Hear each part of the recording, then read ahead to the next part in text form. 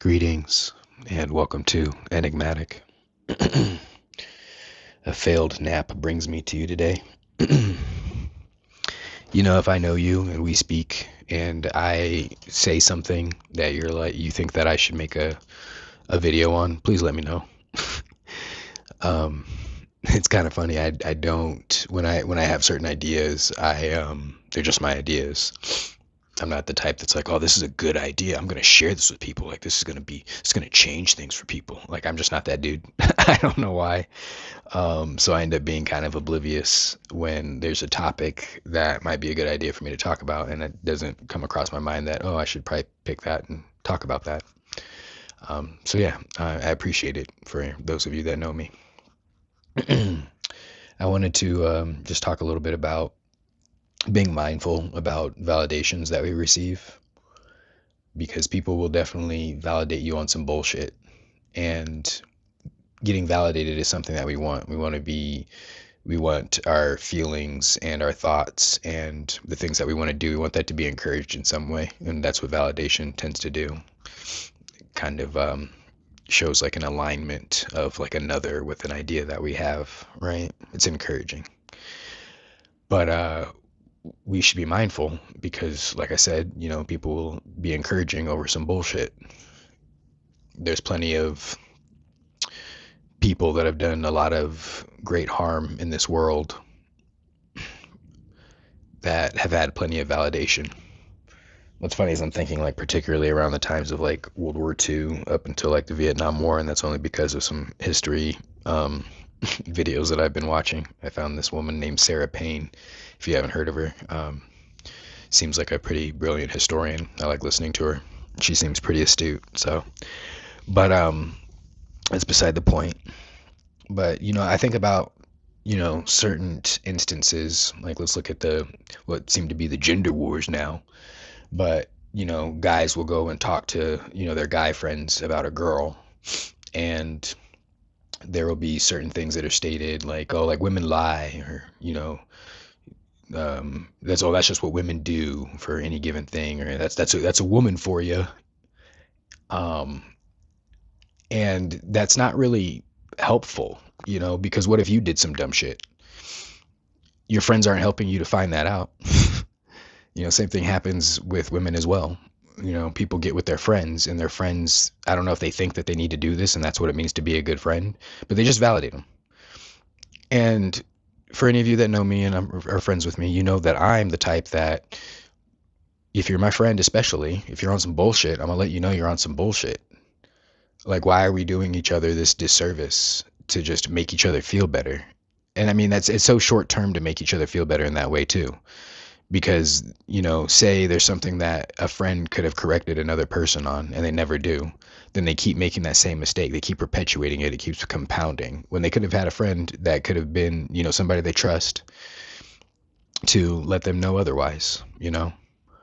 At the same time, some of this is, the person's issue that is getting the validation, this hypothetical, person that I'm talking about, whether that be you, me, somebody else, who knows, right?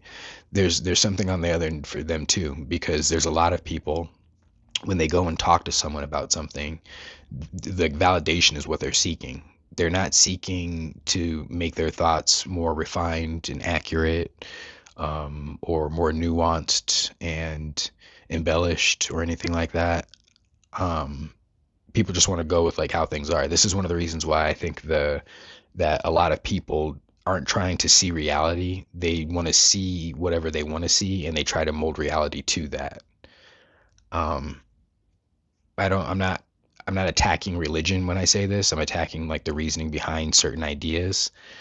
I remember coming across a picture of a playground in, I don't remember what state it was, but it had a stegosaurus on it, and there was a sign that said that these walked the earth 5,000 years ago, which according to carbon dating and paleontology, that doesn't really line up, right? And it's because that was in a very Christian area, and things about the world need to fit their narrative, not their narrative needs to fit things about the world. So again, I'm not attacking religion. That's just like, it was like a good example that happened to pop into my mind. Not trying to offend anybody in any way whatsoever. But the thing is that dinosaurs likely didn't live 5,000 years ago, um, because we're pretty sure that they weren't walking around the same time that we were, and man dawned probably about 30,000 years ago, roughly, give or take. Regardless, like they just probably weren't walking around the planet at the same time as each other. But because there's a narrative that people have been conditioned to, it has to fit that narrative. The thing about it is that this happens with almost any indoctrinating way of thinking, whether that be people that lean towards science, lean towards logic, lean towards religion, lean towards spirituality. Um, it spans, and so that's why it's up to us to be able to use discernment in order to kind of parse these things, right? Because for a lot of these examples of bad reasoning, there's somebody there that is also validating it. And again, it perpetuates a cycle. It creates an echo chamber. So, not exactly how I wanted to talk about this, but, trial and error. We got to do the best that we can. I'm also just a little bit out of it and off today. But, if this is going to be bad, I'm just going to let it be bad. That's how I'm moving forward with a lot of different things. A couple things to check in at some point. I'll probably start sharing some of my like workout videos and things like that with you guys. I might just create a second channel for that and connect it to this channel. I haven't decided yet. And there's a handful of like dumb YouTube videos that I watch. And I say dumb because they're purely entertainment. There's nothing that I find to be very valuable about my experience. And I feel that way about entertainment in general. I don't necessarily feel that I'm growing or learning in any way when I'm being entertained. Oftentimes when we're trying to be entertained, we're just kind of like deadening ourselves. But that being said, like I watch some stupid YouTube videos sometimes, and I might do a reaction video. I had a friend recently, and actually I should probably link his YouTube channel.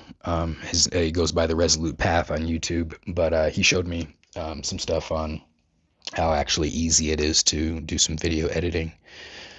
So when I have some time, I would like to record a reaction video of me watching some goofy ass YouTube video and giving my thoughts on it. Hopefully it's entertaining. Hopefully it's fun. Hopefully you learn something or get something out of it. So new things coming down the pipeline. And yeah, be good to you. Be good to others. Give me a like, a subscribe, share if you feel so inclined. And take care. Be well.